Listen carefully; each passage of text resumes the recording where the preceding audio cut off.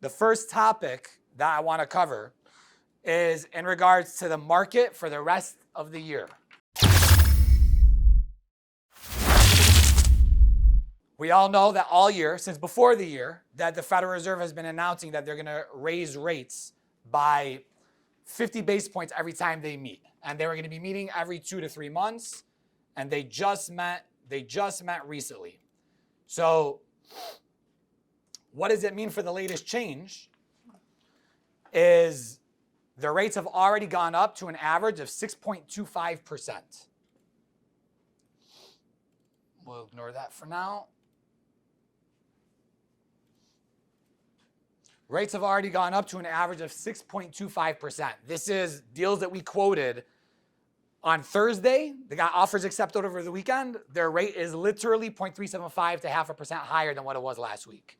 And I don't see that changing. So the main part about rates is they're higher. As a realtor, as a mortgage borrower, as someone qualifying people for insurance, doing appraisals, Joe, and getting the closings done, there's going to be less.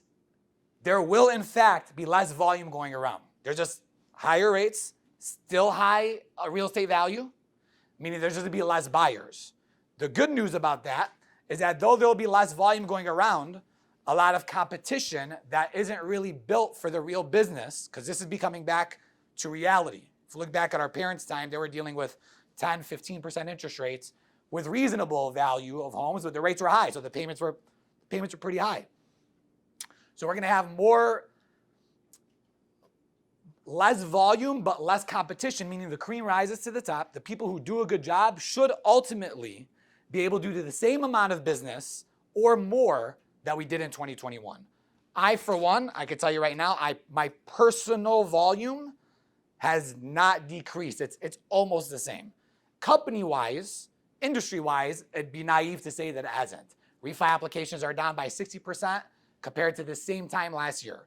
So if you're doing renewals with insurance on refinances, people shopping for a new insurance agent on refinances, doing closings, those are all just less. Joe, doing appraisals, I got a question for you. Cash out refinance appraisals. When you get an appraisal, you know if it's a refinance or a purchase, right? Do you know if it's a cash out refi? Okay, refi appraisals in the last 2 months. What's the drop off? Yep.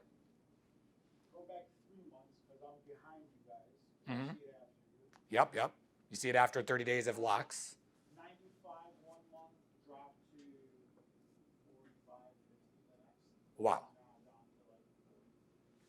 Interesting. So for refinances, right, that volume is gone. Title closings, I don't even have to ask, right? The industry volume is down by 60% when it comes to refi applications. So what I am doing when there was last year and the year before when I was interested in new loan officers, when I was interested in brand new people in the business because rates are low and we could get anyone on the phone and quote a refi and get a deal in, all I care about today are business professionals. My title company is a business professional, which Julian has quickly become our #1 title company. Gets the majority of our business. We appreciate your whole team. Our realtors are professionals. Our insurance agents are professionals. If they're new, that's fine. But at the end of the day, we want people that are go-getters. They figure it out, whether they know the answer today or not, and we get the job done. JR, recent, we just started doing deals together. We met about a year ago, and so far, so good. We love working with you. Joe Bacher, I don't want to make a joke to you, but we've known you for a long, long time. Joe, we're always doing good business with Joe. So that's the new market. There will be less people. The other good news of that is the people who are qualified for this market, they're going to have a easier time getting offers accepted. They're going to have an easier time about offer. So the offer that we just got accepted, JR, correct me if I'm wrong, because I didn't see the offer before I went in. It's one of the few that I didn't see before I went in. There was only a $5,000 guarantee. And tell me about occupancy and all that. Was there any of those extra attributes? 0 occupancy. It's probably more so the area, but we're going to start to see some stuff where, and that price range was what, 290, I want to say, 300? To where when normally that would be a 5,000 to 10,000 guarantee in that price range and there's 10 people doing it, this buyer only had 1 or 2 people doing it. So yeah, it's going to be less volume, but easier closings for the people that know what they're doing and for an easier time for the buyers out there shopping for a home, right? So it's going to be a little bit easier on getting those offers accepted. So that's what we're doing on our end to stay Relevant is going back to basics, going back to pre-corona, going back to 2019, 2018. Whoever was able to do good business then in any of our respective fields is going to be able to do good business today as long as we double down on what original work and original real estate's original mortgages are. So that's what we're doing, and it's working well so far. I personally believe that this company will be doing the same volume, if not more, by this time next year compared to what we did in 2021, which 2021 and 2020 were phenomenal years. They go without saying.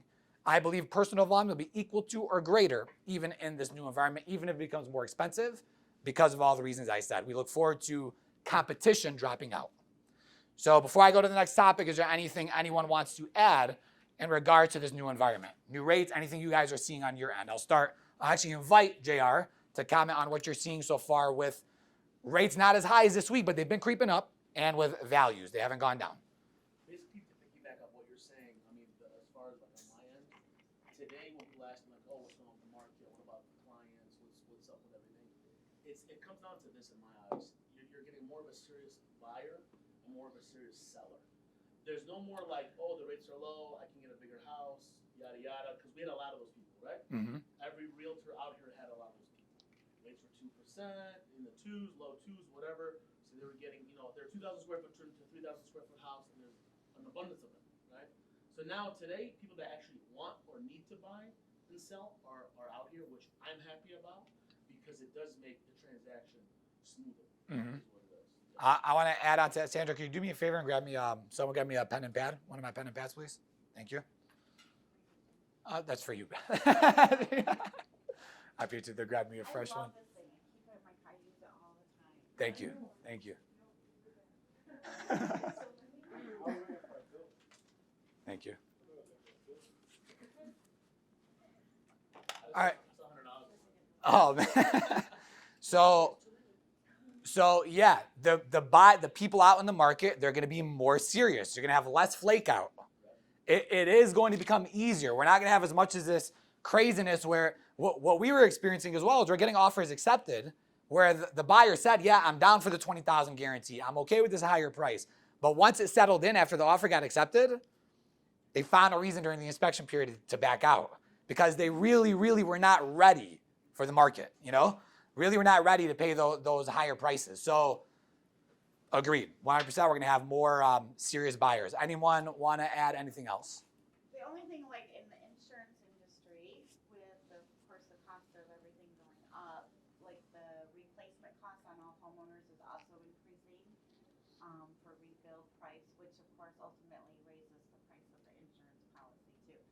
Not a lot, but yes, it is happening. So, but it has to reflect if there was a total loss, we have to rebuild that for what the going rate is for square footage to build. So, but other than that, I mean, with insurance and all of that, everything is as good as good can be. Then another good note, auto insurance has not been increasing, so. Nice. Yeah, so it kind of offsets everything, so. I got a question for the replacement cost. Is the increases in replacement costs more, like the percentage more on brand new houses versus older houses? Or is it the same? In my mind, it shouldn't matter. It's the same, and it really does depend on, what the house entails. I mean, if you have brick, if you have, hardwood flooring, all of that does reflect in the replacement cost. Mm. Because, insurance is really to make whole again, so, the more higher end things that you have in your home, maybe custom things, then that all plays a role into the replacement cost. So, but as far as like the increase on an older house versus a new house, actually newer homes are generally a little less to insure because they're new. Everything is new. So. Got it. Another question. $300,000 home, average insurance from what we see, $1,300 to $1,500. 2 years ago compared to today, what are we looking at? Are we looking at same prices, or has it been a significant increase for insurance? I'm going to say maybe $100, $200. Nothing major by any means at all. And of course, IS score, which is credit, Yep. does have a lot to do with rates and the town class rating for if you're going to get a house out in the rural area where the fire department is, 8 miles away, and it may be just a higher the premium on a homeowner's insurance is gonna be, because if the house catches fire, it's gonna take them longer to get there and, you know, to save more of the house, so. Understood. An IS score, just so everyone's aware, is insurance score, which is, they say they don't base it off credit, but credit goes into it in some way, shape, or form, you know? It does. They'll tell you it doesn't, but it does. Joe, appraisals. Different in the market. What's happening? Are we still experiencing same amounts, higher? Or are you experiencing something different? I'm not seeing the appraisal gaps anymore. I'm not seeing as big of appraisal guarantees anymore. Mm-hmm. Things are kind of tapering down. Shows kind of the market is definitely near the peak, I would say. It's definitely on the decline soon. We keep advertising, markets going up, and the second you hear anything on the news from the government that says recession, trigger. That's gonna be, I anticipate probably you'll see it in July. Yeah. There'll be like a big dip, but it's not gonna be a 2008. Mm-hmm. Too many people have good credit. It's not like 2008 where people did pull out though, a lot of money. Mm-hmm. So I don't know where that's gonna kind of take us. So we are printing out a lot of money. So there's definitely a shift. It's no longer as hot as it was. So I tell your buyers, let's be a little bit more conservative with our offers, because the buyers that are around, they're not giving you money for free anymore. Yeah. 2%. Yeah. Let me just go buy a house, because what else am I gonna do with $300,000 at 2%? Mm-hmm. I'm gonna go buy a $300,000 house for what? 12 grand? Not even 20 grand? Crazy. Can't do Yeah. it. It's like 3 months. I want to refine my understanding of one of the things you said. Make sure I got it right. So housing value, you're not noticing a big change, but what you are noticing is the offer amount is more reasonable in comparison to the appraised value now. Like the initial offer amount is closer to the appraised So value. mortgage guys need to understand that we just hit the hottest, peak that we've had. So Mm-hmm. the data that's sitting around is gonna be for 3 to 6 more months. Yeah. You're not gonna see that decline until that market is no longer available, and that new data that's coming up in the next 3 to 6 months from now, that's gonna change your prices, is you're gonna see that drop. Mhm. I can still use a sale that sold 2 months ago, 4 months from now. Yes, I understand what you're So saying. you're still recommending going in with appraisal guarantees, you're saying, for borrowers? Oh, we're always going to do appraisal guarantees. That's So- what he's saying. Like, don't go in with a big offer, or don't go in with the appraisal guarantee? Knowing that money's getting tighter and things are changing on that side, and a lot of people pulled a lot of money out and are liquid right now, Mhm. you're gonna be fighting a lot of those cash buyers as well. Right. So you're kind of in a lot of challenges. I know what you're saying, where it's like, am I putting in an aggressive offer because I'm fighting these people? Mhm. But I see the shift in 6 months. So are you trying to buy a house right now in 6 months from now, when I think it's gonna kind of start, ticking down a little bit? And I'm sitting here saying, if the house is worth 300,000, I don't care. I'm gonna buy it for 320. And I'm telling you, it's gonna start dipping a little bit. Is that a smart decision to do? I don't know. How desperate is your buyer? Are they homeless right now? Are they about to get married in a week, and the bride is telling them, I don't care, I need the house? Mhm.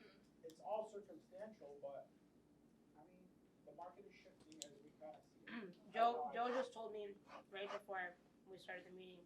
He told me and Sandra he had a showing on a house, 33 showings on the house, and not one offer. Right now. 13 and Ryan. Not Colonial, one offer? Not one offer. What was it listed at? $299. I'm the only listing. I am well below where I should be. I dropped it 10 grand.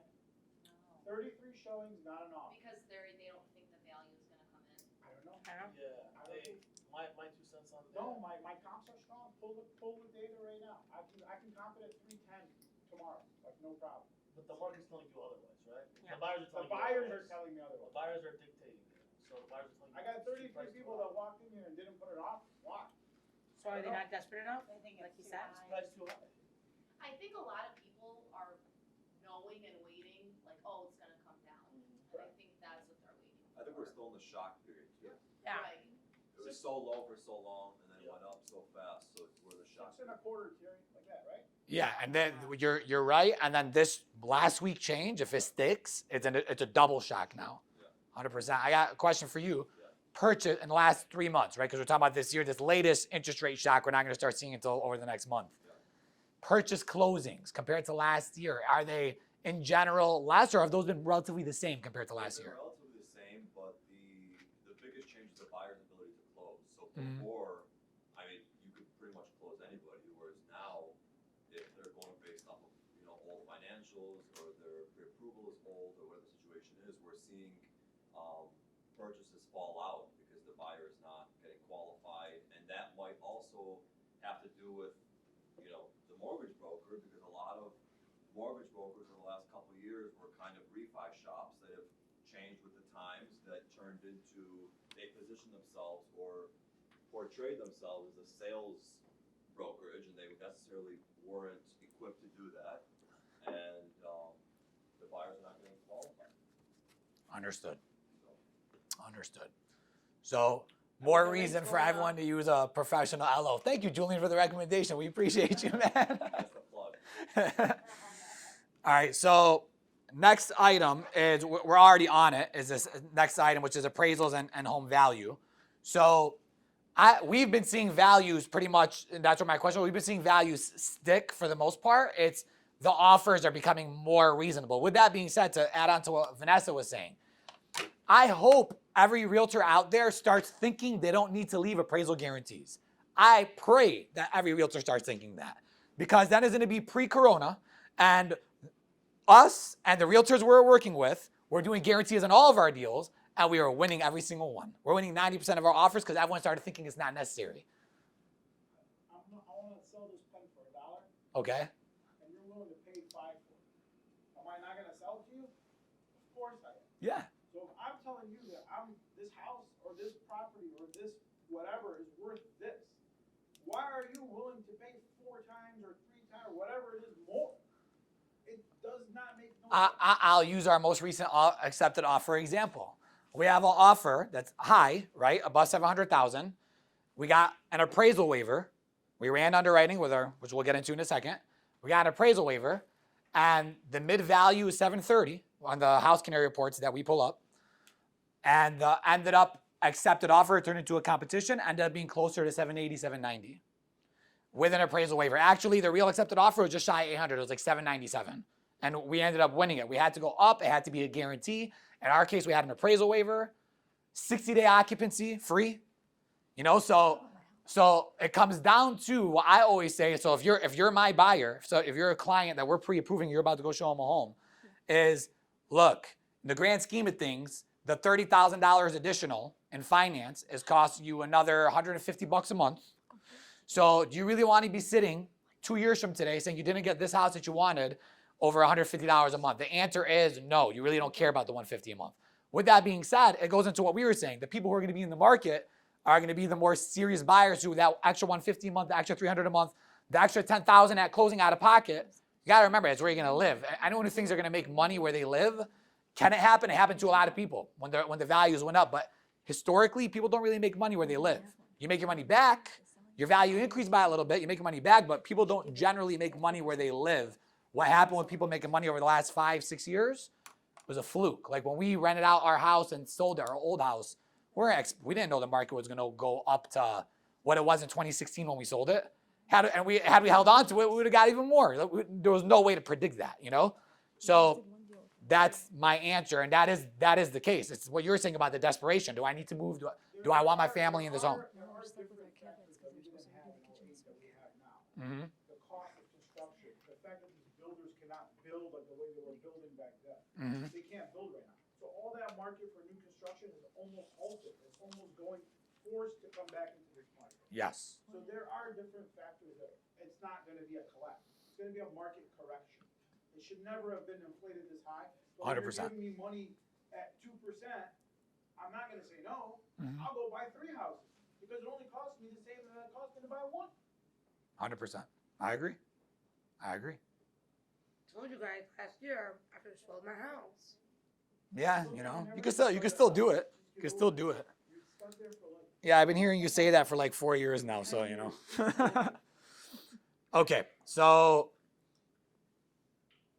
Sylvia, call me off. My husband doesn't want to go live with his mom. mom. I begged him. He doesn't want to do it. Okay.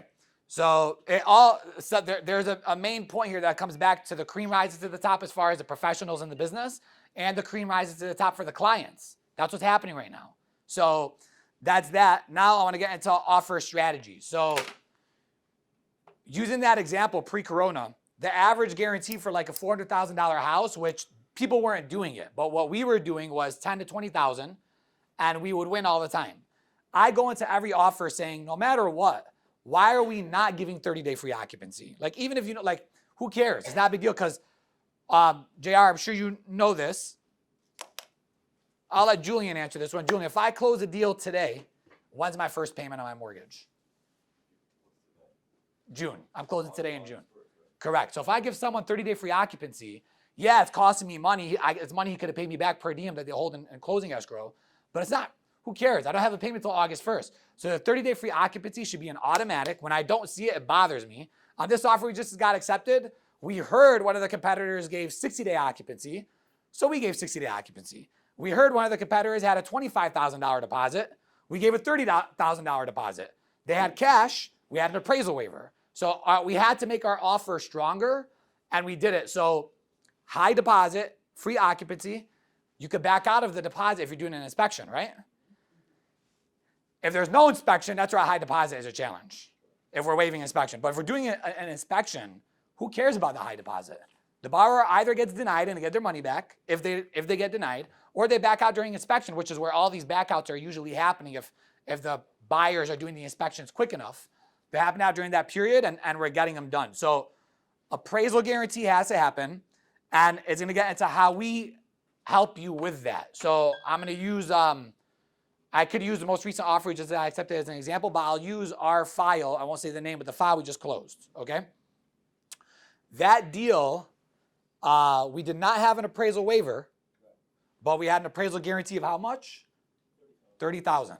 So it was high price. This was like $700,000 to $800,000 home. It required a guarantee. And in that price range, you're talking about a $30,000 to $40,000 guarantee. Can we win without it? Of course we can, but it's the guarantee that makes the difference. Additionally, we have a certified approval. So JR, you may not have seen it. I don't think I showed you it on this deal, and I may have not put you on the email, but something that we sent to the listing agent. Are you, I could really ask you three, have you guys seen an actual Fannie Mae, Freddie Mac underwriting approval? Have you not the lender's approval, not one that I give you, but like issued by Fannie Mae, Freddie Mac? All right, so this is one of our offer strategies.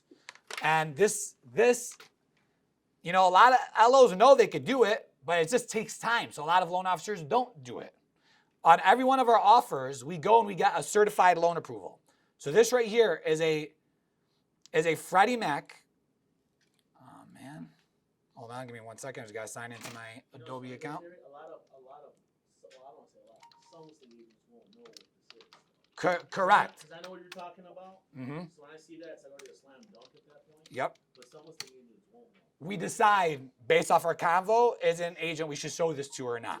And if it is, this like pretty much seals the deal if it's a proper offer, you know? So what this is showing right here, it's a Freddie Mac approval showing that this borrower is approved. And if we had an appraisal waiver, it shows as a certified appraisal waiver right here. So it's not just a pre-approval letter from the mortgage company, which everyone generates, right? This is an actual certified loan approval. And if we're telling you we got an appraisal waiver, I'm proving it right here by showing it to you. And again, for the realtor that understands this stuff, really a realtor who's a veteran or someone who's just really learned this stuff quickly, this plays a lot of value. So for you as a realtor, you know that our deals are not just approved. We're running this on every offer that you're making. I didn't get to do it ahead of time for our most recent accepted offer, but we did it right after, right? Yeah, you got it done on your own. We appreciate it. So sometimes is it like, is it going to work? If we're going in, if the borrower is putting 20% down on a conventional loan, that's when we start getting appraisal waivers. Yes, sir. So now, if we have that buyer, which our most recent closed deal was that scenario, right? We don't want to make an offer unless we're checking this first, because I would hate for you to make an offer on a home and we went in saying we're going to do a $20,000 guarantee or a full guarantee when we could have just came in and said we got a waiver. We're all set. A waiver means the lender is giving us the money. The seller doesn't have to worry about the value coming in any higher or lower. We're literally all set. It kind of puts our appraiser Joe out of business for that deal, but we got it done. We got it done. I can only. He wants me to get one right now on one of his clients. He's like, can you get it for me? He literally texted me, get it on my client right now. He just texted me, get it on my client. That's what we got to do. Okay, so another thing that we do, obviously there is, and this goes more towards what JR is saying. A lot of realtors won't understand, the nature of this. It can be confusing, right? I would say most, especially if they haven't been in the business for a long time. With that being said, we've branded our pre-approvals as a Spark approval. So we're trying to get it out there where this exclusive product to where people understand it means it's an actual underwriting approval without all the confusing details, right? It's an actual underwriting approval. It comes with some attributes, meaning it's a guaranteed quick closing. It comes with a guaranteed quick wire of funds for closing, meaning we're not saying we verified how they're gonna get the money or that the money will be ready in 1 month. No, it's ready now. We could wire the money. And it's coming with a strong offer. So we're not sending out a Spark approval unless it's like a really qualified buyer and it's a strong offer that wins in this market. So that when a realtor sees it, they know what they have in their hands. And we have a video here. I'm just gonna play it real quick. It's a 30-second video.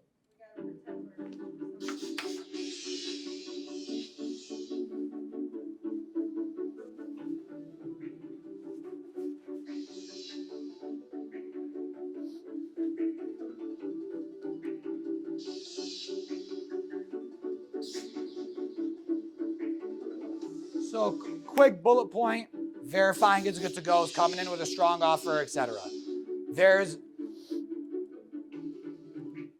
Lastly is the phone call, the infamous phone call that the realtor always makes when they're making an offer to the listing agent. Part of their job. I think it's 100% part of the loan officer's job to do the same thing. Many loan officers don't, and again, I hope they continue not to. It makes us look better. It's what we do at the end of the day. We're calling the agent to verify the offer that's going in. We're calling the listing agent to let them know one of these, if we're gonna send them one of these, if we're gonna send them the actual underwriting approval, letting them know that this stuff is real. It's not just a piece of paper. It's not just something you heard from the confident realtor. It's not something you heard from a confident Terry. It's backed up by Fannie Mae and Freddie Mac, and we're good to go. So those are some of the exclusive services and products that we offer when we're getting an offer accepted, let alone making sure the buyer is properly prepared before you go out there and start showing them homes so that they're ready. Anyone want to ask any questions in regards to pre-approvals or add any of their own stuff in regards to what you're seeing with pre-approvals, bad pre-approvals, time wasted on the market, successful, what other successes, like any tactics you want to throw in here that work? That's basically what I do today too. I'm sorry? Mm-hmm. Yeah. I didn't hear you, I'm sorry. I'm sorry, that's really cool. That's Oh, very awesome. thank you. Hands down, that's great. Thank you. I appreciate it. That's basically what I do today. Mhm. Whether it's going through you guys or other, lenders that I work with, I make sure everything gets verified. Because that way it's just a slam dunk for me and for the client. Because it's not, when I make the initial phone call, it's just basically letting them know, we're already done. We just need to pick the house, we're ready to go. Yep. That's usually how a lot of these deals get Mhm. get done. Joe, anything you want to add to that? We've closed a lot of deals together. I mean, the writing's on the wall, and like you said, the good ones will stay, and the rest won't. Any offer strategies that I didn't mention that you've used that you want to enlighten us on, or any strategies that were not outlined here?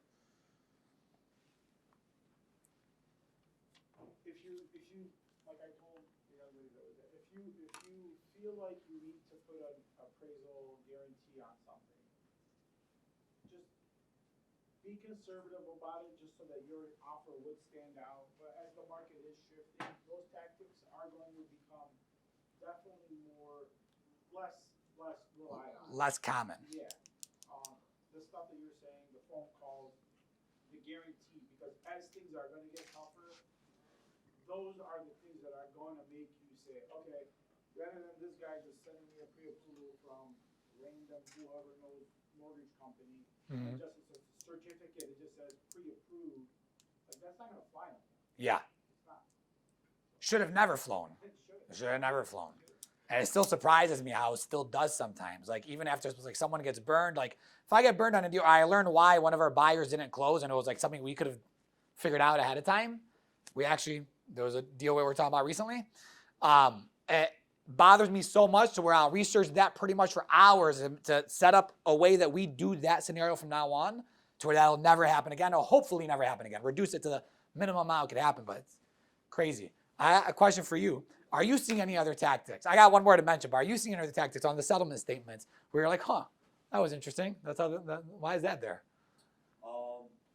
No, I mean, most of what we do, the work from the mortgage broker and the real estate agent are pretty much already done or 70, 80% done, and then we take over the file and close it. So, weird stuff in terms of the way a loan is structured or something. I mean, that stuff happens, but that's, your wheelhouse. But in terms of settlement, not anything pretty much out of the norm.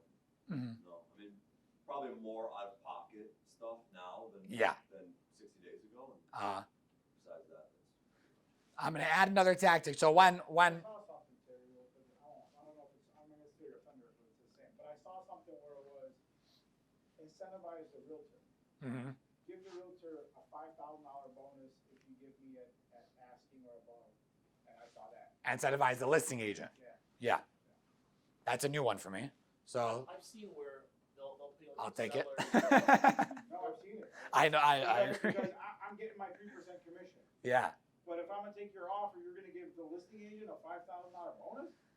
It's. I'm going to tell you one that we just You're gonna used. get $20,000 appraisal guarantee, butter up the guy that's telling the person that's selling Yeah. to sell. Yeah. I'm going to use that one. I'm going to tell you one we just used, but JR was saying something. Yeah, I've seen another one where we've even done a deal done like this where we paid like the seller's closing costs. oh yeah, all the time. So That's the one. That one literally Yeah. it was literally the cherry on top. Yeah. Yep. They said, all right, they didn't think about it. No one else did it. We did it. We Yep. took it. So that was the example I was going to bring up. I want to refine it. So pre-corona, the high guarantee was like the secret sauce that like very few people were aware of it, but very few realtors and LOs had the guts to like convince their buyer to do it when it works. So like when we were doing it, I'm telling you, 90% of our offers. What's the secret sauce today? It's that. So don't teach only the people you want to teach that, right? Because it is the secret sauce that gets offers accepted. If we know that we are same offer, $700,000 offer, $400,000 offer, and we 20% down, we got an appraisal waiver, like we got a straight up appraisal waiver on the deal. How better could it get? Sometimes you might compete where someone's just going to offer another $2,000, or they have a $5,000 escalation clause, or it beats yours by $5,000, or it's cash. But if you're gonna put in there like we're gonna pay your closing costs as your title guy, some closing costs are taxes, closing costs Well, are all no, kinds of things. not taxes, but it would be, it would be owner's premium, Okay. closing fees. The ones that we've done have been owner's title and transfer taxes, which is huge. The transfer tax is huge. Transfer tax is very, I've only seen that once or twice. Yeah. I was gonna say, Because we that's- ended up doing those. Yeah, Yeah, got it. that's extremely rare. That's like a really unique situation. Mhm. But we've actually been doing lately where the listing agent or whichever agent will ask for an invoice to see exactly what the seller's cost will be Mhm. before they write their offer, so that they know here's your closing cost will be $3,900. This is how much you're saving if you accept our offer. Yes. Because otherwise they're kind of going in blind. I mean, closing cost to a seller could mean $1,000. It could mean 10 grand. I mean, If they it's don't transfer know. taxes and owner's title, it's huge. Yeah, to a lay person, they don't know what their costs are going to be. So we'll get an invoice out. That is the secret sauce today, because everyone's doing guarantees. And again, people, when I hear it, because I am hearing it, oh, the guarantees are not as important anymore, or we don't got to offer this much. And if it's a realtor I don't work with, or I'm not working with them on that deal, I'm like, I'm so happy, and I hope they're teaching their office that, because when we get on the deal, it's going to give us a competitive edge. So that's that. There's one that Laurel came up with on a deal we're working on Sunday. Laurel, do you want to share that? How do we incentivize the listing agent on a deal that me and you pre-approved on Sunday? Well, let's let Laurel do it. The client didn't have a realtor, so Yeah. they told the listing agent, like, you can represent us, and what else did we, and she decided to give it to the seller. And then the buyer said, you can sell our house too if we get this offer accepted. And they did. So the incentive was, we'll let you represent us, make a 1% or 2%. You're already making 3% on the listing side. And if we get this offer accepted, like, we don't have a realtor on our home. Like, you could sell our home. And we already knew it's a good realtor. Like, we already know who the realtor is. So the realtor took that, and therefore she was working with us saying, here's the real offers on the table that we got. Like, if we're going to come in, we got to beat it. The realtor was also very fair. She didn't charge a commission for this deal. She's letting her seller get all the savings. So the seller's saving 3%. And then she is going to be the client's agent on their home, and she's only charging 2%. So like, it was she ended up coming back and saying, yeah, thank you guys for that. Like, we're going to do it. I'm going to hook you guys up too. So it was great. A rare opportunity to be able to do that scenario that we had with